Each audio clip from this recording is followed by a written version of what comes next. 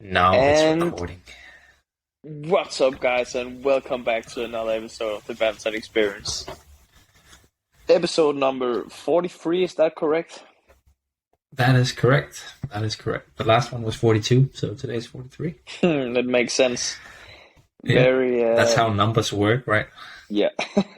Very laid back vibes on this episode of the Badminton Experience. First of all, thank you guys for tuning in. Thank you guys for watching, liking, subscribing, and if you haven't done all that, please go ahead and do it right now. We really appreciate it. And before we get into the episode, as we have done the last few times as well, I just want to mention that the TBE merchandise is now available. Hans Christian is rocking one of the t-shirts. I'm rocking one of the caps right here. So go and check that out on the badmintonexperience.com if you haven't done it already. Yes, and thanks so much to all of you who already did buy some of it. The support has been great. Yeah, we actually saw a piece of merchandise in the Istora Senayan. Yeah, that was amazing. It was really nice to see this person sharing it. Well, he was wearing the Asia Tour tee, right? Yeah, exactly. I think it. I think it was nice. It was very cool to see. So that's it. Should we just explain? Like last time, we were obviously sitting together during the episode. Now it's online again. You're sitting back home. I'm just laying in a hotel room. Yeah, where you at? I'm in Bangkok. So Bangkok. Yeah, I traveled here to Bangkok for the Thailand Masters. Exactly. I traveled here yesterday for the Thailand Masters, and that's why I'm here. I was supposed to do this on the computer, but for some reason I couldn't really get an internet connection. So now I'm on the iPhone, and I'm laying in the bed because I need to be close to the charger. It looks very relaxing, but it's also like kind of late for you right now. Like it's almost, what is it, 9:30 or something? 9:30, yeah. It's the first episode I've done where I'm just laying down in the bed. It's nice. We should do this more often. It works. I'm in our guest room at home. I returned home from Indonesia on Thursday, actually, already. So I lost Wednesday, and I could change my flight at no cost. So I was on a flight like 8 hours after my match. How is it? So I've been home now for a few days. How is it back home in Denmark? I haven't been home in a long time, I feel like. No, it's amazing. Like we spoke about in the latest episode, like the air is so crisp and fresh here. It's amazing. Nice. So, but it's also like a tough job. I just had my son just had a play date with another friend from kindergarten, and that is a lot of hard work. Crazy. So I don't know what I prefer. I love him, but it's also, it's more relaxing to just be lying in your bed in Bangkok, that's for sure. It's you're living two very, very opposite lives. Yeah. One where you are out on tour playing badminton, staying at hotels, and then right back to being a daddy when you get home. And, full-time dad, yeah. I was bringing him to the gym today as well. Okay. So I had a gym session at 8 on a Sunday morning, and that's of course because he wakes up at like 6. But I'm also incredibly jet lagged. It's been really bad this time when I got home from Indonesia. I've been like going to bed at like 8, 8:30 in the evening. Okay. So it's been quite tough. I've seen this often where when you get kids. You start to bring them to the gym and to the training session sometimes. I guess it's because your wife or girlfriends also has jobs that they need to do and stuff. So it's not always possible to get someone to take care of the child. Exactly. Like this morning, my wife already left at 7, so she couldn't really take care of him. And I'm not going to call my mom on a Sunday morning at 8, especially not when we can go to like the Team Denmark gym where there's no one there. So it was just me and Vincent. So he was.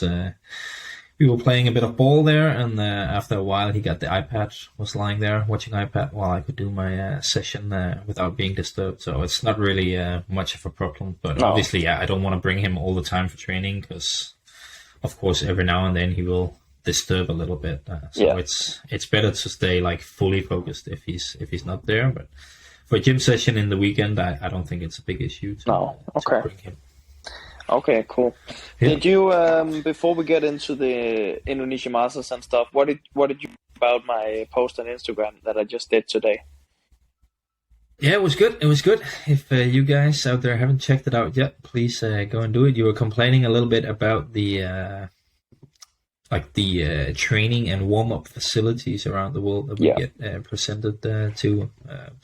Well, it's been an issue for quite some time. But like, why did you want to post it now? Like, was it triggered by the conditions in Indonesia, or was it just something you had thought about for a while? No, it actually I thought about it while having that training session that this actually would be a fun post for the badminton experience.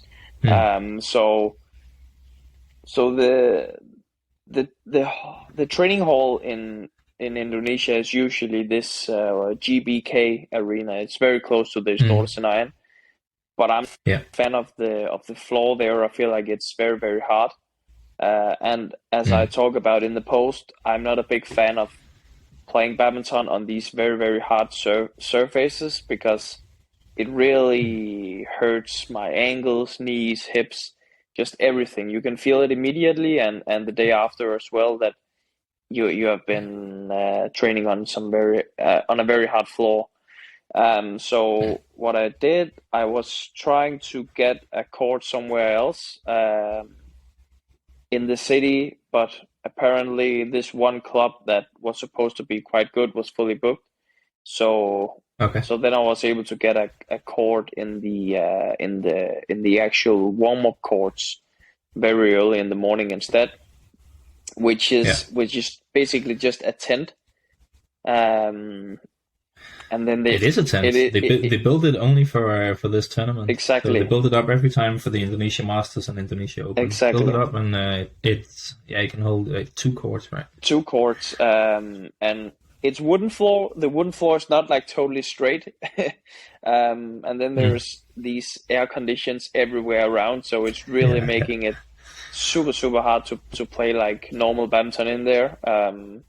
I only did like a multi-feeding session, so I was able to get something done, but I wouldn't be able to play like a 1-versus-1 match in there, for instance. But then the rain started pouring down on the tent, and it was going crazy, and it was so loud.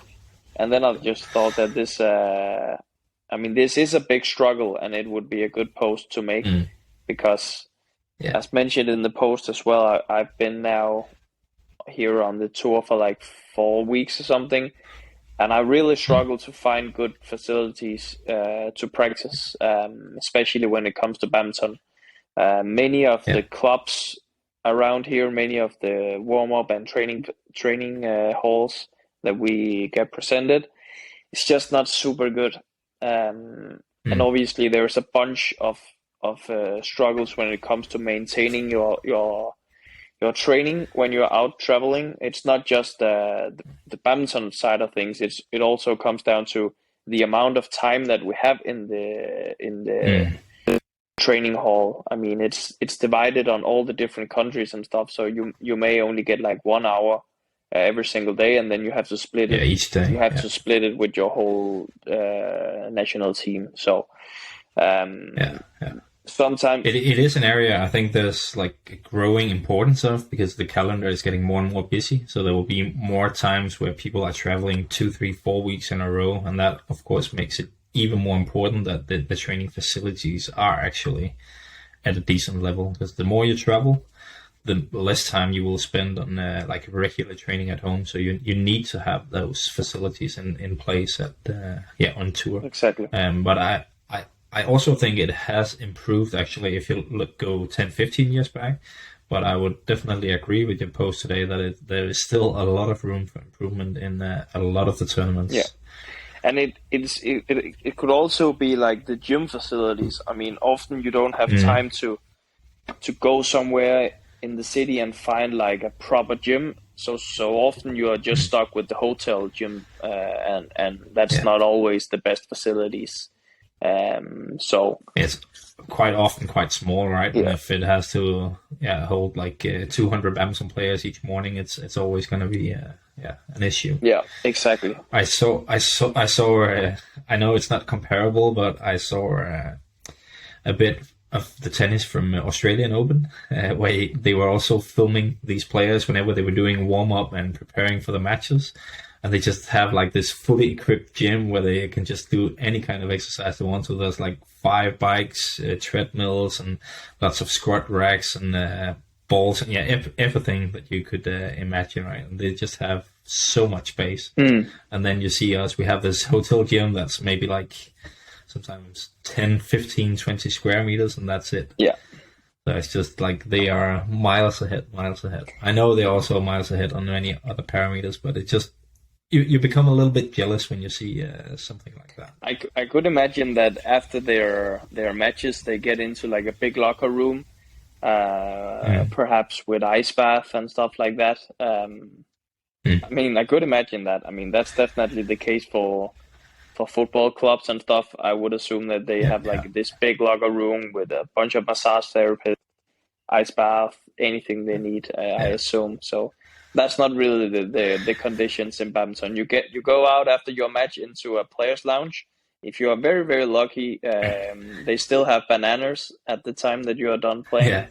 And then maybe they will serve you a cake or a biscuit or something like that. Yeah. Indonesia is one of the few places where they actually like serve food in the players' lounge every day. They try to do a bit more with the players' lounge. Yeah. So for the people that don't know, the players' lounge is where you sit before your match if you have some waiting time, and you can also go there after your match.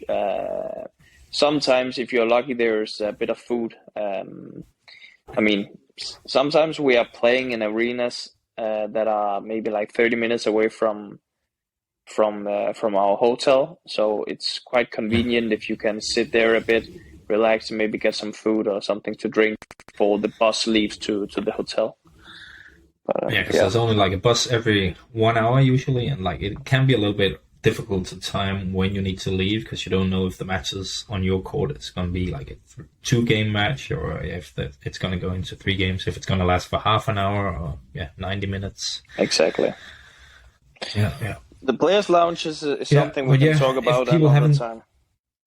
Yeah, for sure. If people haven't checked that post out, it's on Instagram, the Badminton Experience. So go there and check it out. Leave a comment.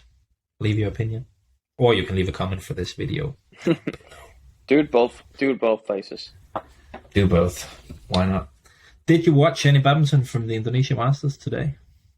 I did. I watched a little bit. I didn't get to watch a lot because I had quite a busy day here in Bangkok. I've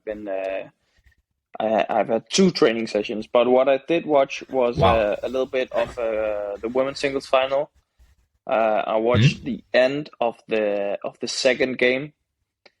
Carolina Marin versus An Se-young. Carolina won the first game, and then she was actually quite close in the end of the second game as well.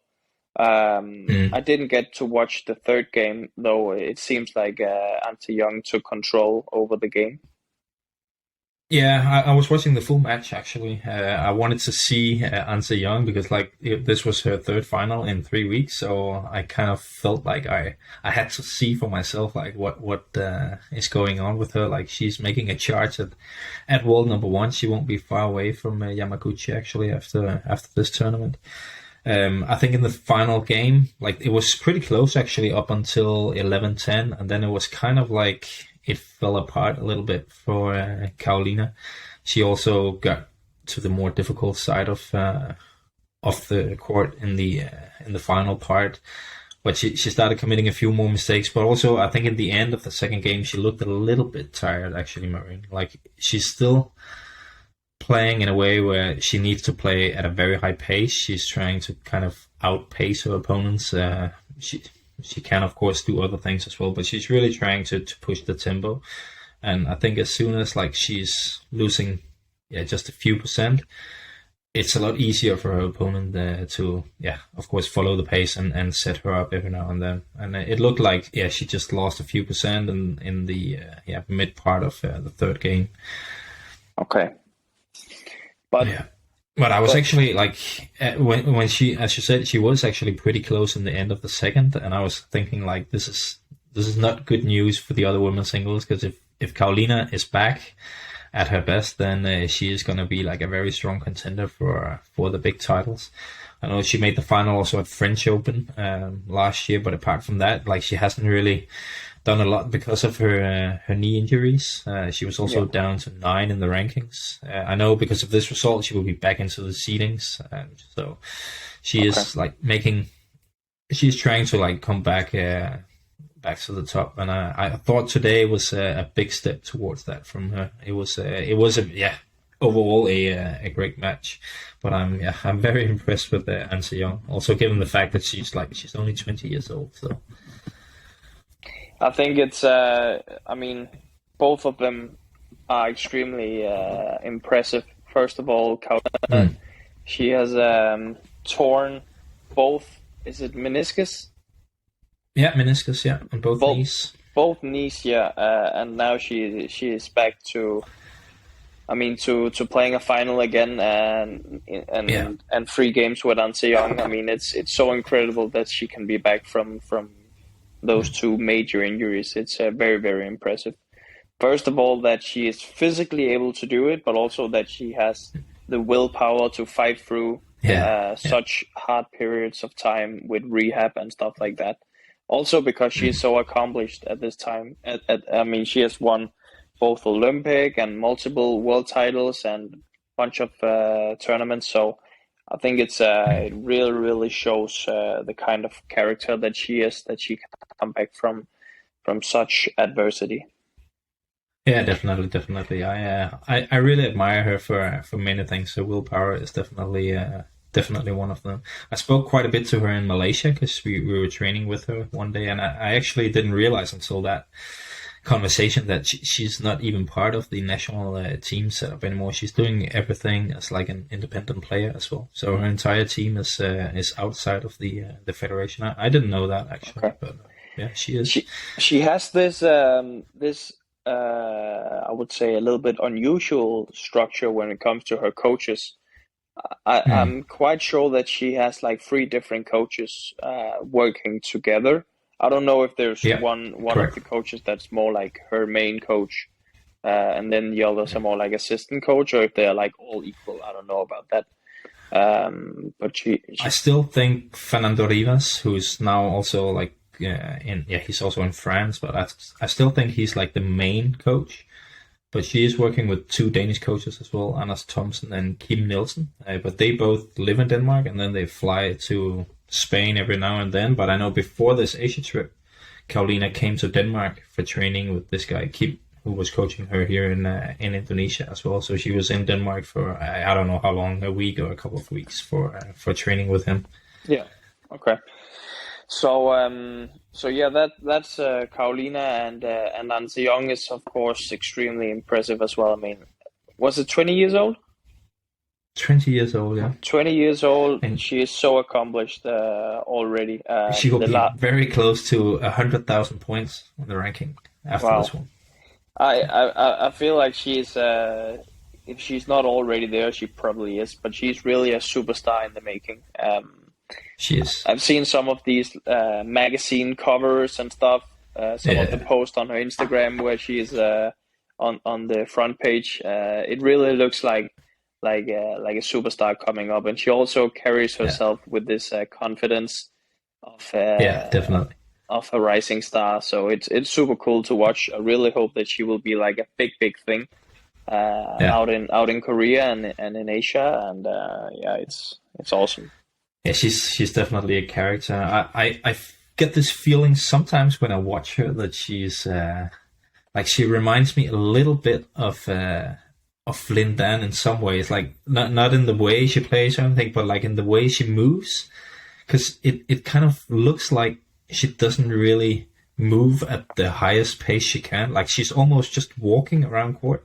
I always had that feeling with Lin Dan as well when he was at his best, that he was not, it wasn't difficult for him to get to the shots. He was basically just like taking one step and then he would be there. I get that same kind of feeling with Anse Young, that her footwork is just so fluid. I don't know how to do it. Like she's not very tall or anything, but it looks so amazing. Like especially compared to a guy like me who's like diving and jumping and like running around like crazy to cover the court. I'm amazed how these players do that.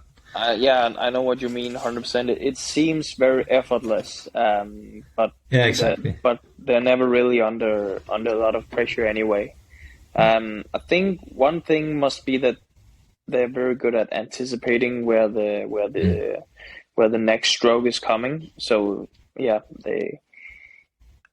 I think that must be one thing. But I've always been thinking about this when it comes to Anse Young, that she looks a bit older than she actually is when it comes to the way she moves. And it sounds a bit weird, but it's not like it's a bit slow and smooth, but she's never really under a lot of pressure. So yeah, I get what you're saying 100%. She just plays like she's way older, like it's more mature or something like that. Yeah, it's a good way to use that. She looks very mature on court. A great day for Indonesia, indeed. All Indonesian men's singles final. First time in 15 years. Oh, now there's a black screen. Oh, sorry, I'm back. Yeah, I just put my phone on Do Not Disturb because messages were coming up. So first time, what did you say? 15 years? Yeah, in Istora that they had a all Indonesian men's singles final. The last time was Sony Dwi Kunchoro and Simon Santoso in 2008. Okay, interesting. Yeah. So it was Jonathan Christie versus Chico. Jonathan Christie won quite convincingly in straight games. I got to see the end of the match, but then I went back and rewatched some of the rallies.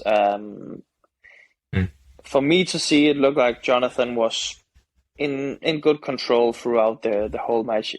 At certain points, it was a little bit tight. He was only leading with a few points and stuff, but it seems like overall he was in great control, and the score was also like 21-15, 21-11. So it but what an accomplishment from the Indonesian men's singles players.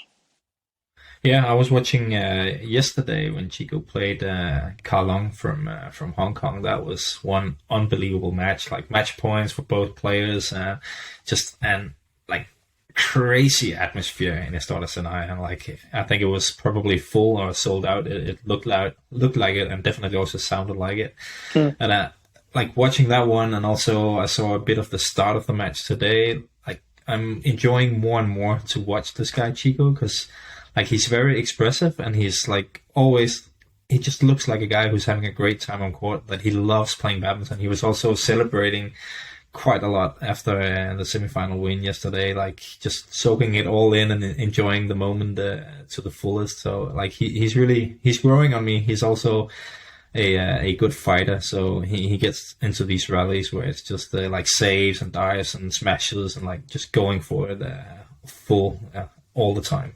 Yeah, it's he's really had a quick rise. I feel like he won the Malaysia the Malaysia Masters in the last summer year, which was like a huge surprise.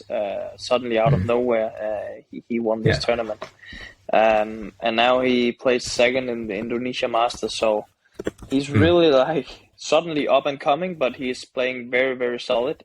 He also, I mean, he defeated Kalong in the semifinal, but he had a good win over Lo Ken Yu as well in the tournament, quite convincingly, actually. What was he down like 18-13 in the second game in the semifinal or something? Yeah, something like that. Yeah, something like that. And he was down, was it 3 match points in total, I think he saved? Okay. Wow. Crazy. Yeah, 3 or 4 actually. So, yeah. But it was a entertaining one for sure. but he's kind of in terms of like these Asian players, like you said, he had a quick rise, but it's also kind of late. Like he's 24. I think that's like before last year. I don't think we had never really seen him play any of the tournaments. No. I don't think it's that usual to see these Asian players kind of get the breakthrough at that age.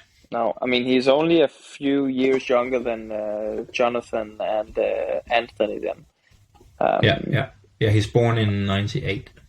Okay, yeah, then he must be like 24. Yeah.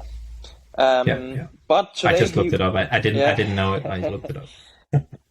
But today he lost. He was up against his countryman Jonathan Christie. It must, if I'm not mistaken, it must be Jonathan's first time winning the Indonesia Masters, but not his first time winning in Istora Senayan, because I'm quite sure he won the Asian Championships in Istora Senayan. I think it was actually the Asian Games. The Asian Games, yeah. Yeah. I think like you're right about that. 2018 or something. Yeah. Something like that. Yeah, it was. It was the first time he won the Indonesia Masters or Indonesia Open, but you are completely right. He won that one, which I think is even bigger. I was actually quite surprised when they mentioned it on TV today that it was the first time he won there. But yeah, I had forgot that it was because he won the Asian Games, because I actually had this feeling that he's quite good in that arena. But that's also not wrong, since he has actually performed well there in the past. Yeah, I think I actually defeated him in both 2019 and 2020 in Indonesia Masters. Okay. Yeah. And then when was the last played in the summer? I don't know how he did there, but I was once down 11-0 against him in Istora Senayan. Okay. Yeah, that's also good. That's not fun. I remember the first time I played against him in 2019. It was during the time where we had the conflict with the federation. Yeah. So we were out playing without coaches or anything. And I was going to face Jonathan in the semifinal, and I just felt like it was one versus 10,000. It was me versus all the Indonesians, and I just did not want to act in a way that got the fans super against me or anything. So I was just like trying to really, really stay calm, not do anything. If I win a point, no reaction. If I lose a point, no reaction. If I'm just a little bit lucky, apologize all the time. And stuff like that. I just didn't want it to get them fired up or anything, because they can get like very, very fired up. I think we have seen that at a few occasions in the men's doubles. Yeah, and if you just complain to the umpire about anything, like they will also start like shouting and booing and stuff like that. So they will get involved from just the smallest of reactions. So I think it's a pretty good road to go down, just to choose to be like completely calm, be apologetic all the time and stuff like that. It's I think if I get to play one of them again, that's also the same route I'm gonna try and go down. I was not having fun back then when I was down 11-0 in the second game against him. I felt a bit embarrassed on court, actually. Okay. Oh, you shouldn't. But Jonathan, if I'm not mistaken, he's number 3 in the world right now. Anthony Ginting is number 2. But he will be number 2 on Tuesday because of this result. Makes sense. So his highest world ranking, I assume. Yeah, must be. I don't know if he's been 2 before. I don't remember he has, but yeah, I don't think he has. Actually, when I think about it, it's such like it's a dogfight for that second spot in the ranking. Like it might as well be Kunlavut, I feel, or I know Lisi Jar has been playing not so well in these 3 weeks, but like I feel like it's 5, 6, 7 guys who might as well be world number 2 next week. Yeah, I mean, I was just about to say it. It has changed from Momota to me to Lisi Jar to Ginting and now to Christie. So it's like 5.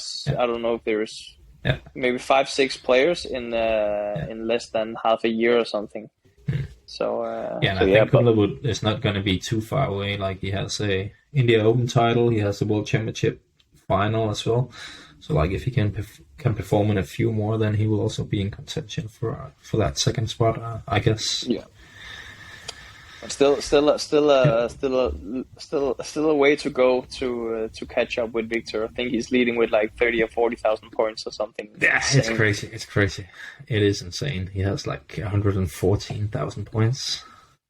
Let's just quickly look it up here. He has 114,000 and Ginting has 77,000. That's insane. It's insane. Yeah, that is But insane.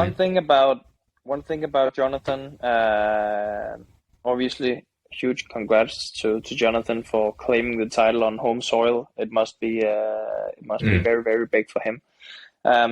He just seems like very very composed, and I think he is in general the way he plays. He's a very composed player. He seems very mature, like very calm in these situations. I mean, playing against a guy from the same country in a match like that is not easy, and he did it twice here in this tournament, both against Rustavito and now in the final here against Chico.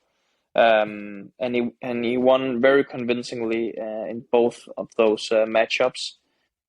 Also defeated Shiuki in the semifinal in a close match, which I believe is quite impressive as well. I'm not sure I had him as the favorite going into that semifinal. No, I would have had Shiuki as a favorite. I think he's been playing really well this month so far. I think I wouldn't necessarily disagree about Christie, but I also just think in the past he's shown every now and then that he does have some issues with like closing down matches, like where he's supposed to win. I remember the final against Wing Hong Yang from China in Korea Open, where he shot up one and ended up blowing it, losing that one.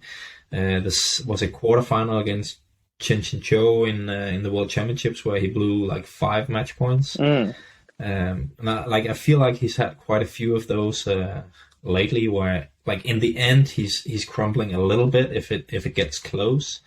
But yeah, like this week, as you said, like very composed. Also beating Rustavito 15-16 and Chico, and yeah, also winning a close one against Yuki. So maybe it's also just a matter of like sometimes the close matches goes your way, sometimes it doesn't. I just have this picture in my mind that he has in the past also had some issues with closing the close ones.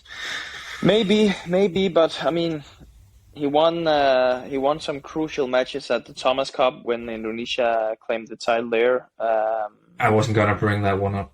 No, I did it. He won the semifinal match against me. He won the final. He won the final and closed the match against China the day after. So yeah, I don't know. It is probably just a case of like sometimes the close one goes your way and sometimes it doesn't. Maybe. Yeah. It's just also the way he plays. It's like it's not like super risky. It's like grinding and finding his rhythm slowly but surely. I feel like he's quite steady, quite composed. I think in many ways he's like the very opposite of Ginting. Also in terms of like when you watch them play in the style, like Ginting is a lot more like expressive in his game style. Like it's more fancy shots and it's more high risk, high reward and high risk and kind of play. And as you say, like Christie, it's more kind of the same stable high level. And the further you get into the match, because of his physical attributes, he's gonna outlast a lot of his opponents in the long run. Yeah, it's contrasting styles. Yeah, definitely. I was watching my match from Malaysia Open against Ginting the other day, and I just love the way he plays. I mean, his movement and his technique and his ability to just do something extraordinary is just insane. Also, when he lost to Shiuki here in the Indonesia Masters, though, I think he was down like, was it 10-5 in the second game? But still at that point, I felt like in 2 minutes he can be back at 10-all, because if Mm. there's a guy that's really, really good at just suddenly scoring his points, just making 3 attacks on the line in a row, Yeah, it's really Ginting. And I think he definitely. actually got a little bit close in that second game as well. Yeah. It can really go so fast with Ginting, sometimes up, Mm. but also down actually. Mm. Mm. Yeah. Yeah, he's like, it's just a pleasure for the eyes when you watch Ginseng. I think everyone will agree that he's kind of like eye candy, if you can call it that. 100%. Um, but that wasn't the only success for the country of Indonesia here on the finals day. Also, the men's doubles Yeah, took the title. it's like, I feel like Indonesian men's doubles is just like a story that's never gonna end. Like, they have so many pairs that can win the titles. Now we've had Alfian and Arianto doing so well lately, and now it's all of a sudden Leo Wally and Daniel Martin, who played so well some time ago, but I feel like they haven't been producing a lot of top results lately. And then, like, all of a sudden they just they win this one yesterday in the semifinal, beating Hoki Kobayashi 21-3 in the final game, in a game where just like everything went their way. Everything they tried was just like a touch of gold. It was unbelievable. And yeah, I was watching the final again today, and I would say they both played well, but Leo Wally, like, some of the things he's doing on the front court, it's unbelievable to see. And the Okay, atmosphere, again, of course, was just out of this world. I gotta be honest. I did not get to watch any of the men's doubles matches Mm. this week. But as you mentioned, the Indonesian men's doubles is absolutely insane. It's stacked. I would really like to know how they like train them from a young age to just play so well. And they have like this style that's super high risk, but when Mhm. it works out, it's like Yeah, yeah, magic. yeah, It's really insane, and it's the same for Asan and Sechuan and Kevin and Marcos. Yeah, and they have even more pairs. All these pairs is like their highest level is insane. Sometimes it's not the best either, but when they really hit their best days, it's magic. yeah, yeah. Yeah, I think almost the best example is these guys, Fikri and Maulana, who won the All England. Like, out of nowhere, and like, now we haven't, like, of course we have seen them, but we haven't seen them produce any kind of results like that afterwards. But even now, you would still think there's a chance in every single tournament that they could go out and actually win it if they just find the right rhythm and hit the right day. Like, they have so many. I saw, by the way, I saw a fun sign in the crowd today in the final. I wasn't aware, but Daniel, Martin, and Leo Wally, they are apparently called the babies, Okay, because Asan and Sechuan, those are the daddies. yeah, And because these guys are young and up and coming, it's the babies. okay. And there's the minions Um, with the Kevin and Marcus as well. So they have these nicknames, all of them. what about Alfian and Arianto? What's their nickname? Yeah, I don't know. We need to ask our followers. I don't know if they have a Yeah, nickname. I think our followers would know. So if Yeah, if you guys know, please write it in the comment section. Let us know. yeah, But yeah. it's crazy how many. I just realized. So they have like 5 pairs. That's all of them They're is like able to capable win of the winning. biggest. Yeah, Yeah, capable of winning the biggest titles. I yeah. feel like when you play the way the Indonesians play, you need to Mm. be kind of fearless, Yeah. and almost like not really giving a fuck if you end up losing a match Mm. here and there. Yeah. Um, I mean, I wouldn't really go into a match and be that fearless and just putting it all on the line the way they do. Mm. I don't know if that's just how they are raised. Like, you Yeah. have to try to do everything this crazy all the time, and if it works, it works. But if it don't, anyways, try again Mm. next week. I Um, remember I spoke to Tony Gunawan about it.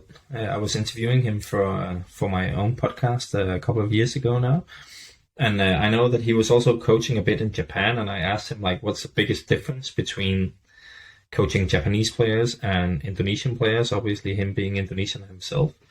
And he said like the biggest difference, the biggest difference is that all the Indonesians, they don't care if they make mistakes. Like they're not afraid of making mistakes. They just want to try crazy things and play and fool around, where the Japanese are like the complete opposite. It's very, very important they do not do any mistakes. So it's more like just they can keep going for hours, working so hard, just kind of like machines, but they're a little bit afraid of like moving out of their comfort zone, trying something risky. And I think that like it's very clear to see that also when you see these players play, that, as you say, in the men's doubles, they can try the most crazy stuff. And if it's working, it's just brilliant. And if it's not, then yeah, they might lose 10-10 to one of the other great pairs. But I think it was a like quite good explanation as to like if that's the mindset they have in Indonesia, just to fool around, play, try crazy stuff. If you already do that from your small, then obviously, since it's working for so many guys at the top level, they will just keep on doing it.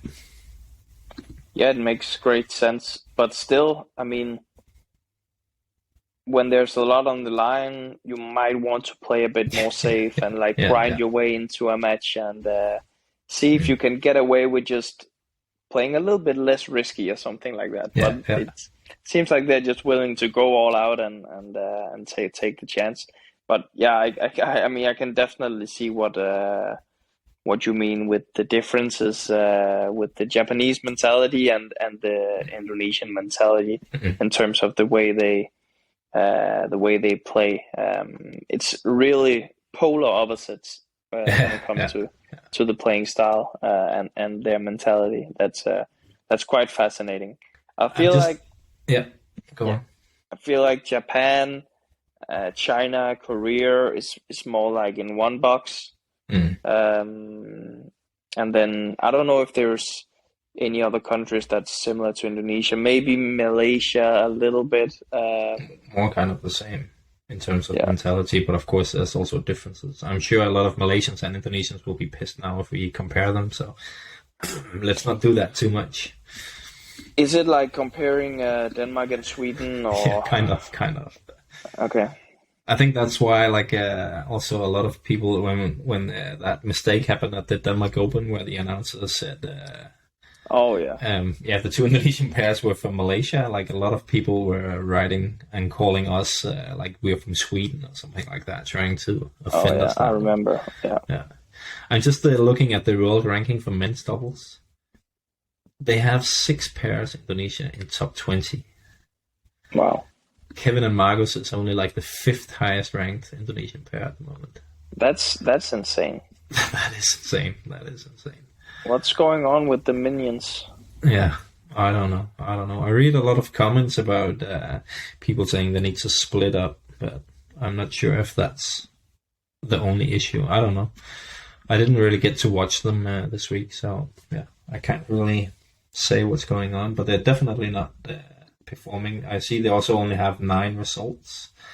Okay. Still down to 18 in the world. That's not the standard we're used to seeing from those two guys. I hope they will be back to their absolute best. But as mentioned, I also feel like the playing conditions is not really in favor of Kevin and Marcus. The very, very slow shuttlecocks I don't think it's their style. I think they prefer speed over what we are playing with these days. So yeah, I think that's a major issue for them. On a final note, because we need to wrap up this episode, it will be a little bit shorter maybe than the other ones, but it's a bit late for me here in Bangkok. I know that you have seen the video because you were the one that sent it to me. The guy from Badminton World Federation who was in this video. I don't know if it's a YouTuber or whatever it is, but this guy asking random people what they do for a living and how much money they make. Yeah. And there's this guy from Badminton World Federation in the videos, and he says that he makes $200,000 US. Yeah. And I assume it's per year. It is, yeah. Yeah. And he's the What marketing director of BWF.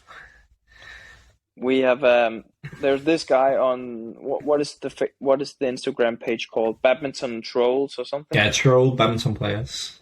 Troll Badminton Players. He has posted the video, so if you haven't seen it, you can go to his Instagram and watch it. It's quite fun. I don't really know what to make of it.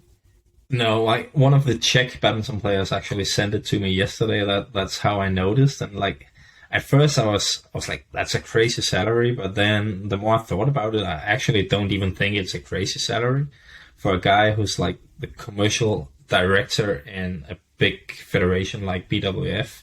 Like he must have a lot of responsibility, and I know he would have to relocate to Kuala Lumpur as well. So if you have to move your family there, you will need to have a decent salary to make up for it. And yeah, so in that way, I don't think it's that crazy. It was just like, it's so random that he all of a sudden just pops up in this, I think you call it a vox pop, where you ask people random stuff on the street, and he's just like so blunt, and he doesn't really care. He just says, yeah, that's my salary, this is what I do. And like he seems to not really care about it at all. It's just so random. It's quite fun actually.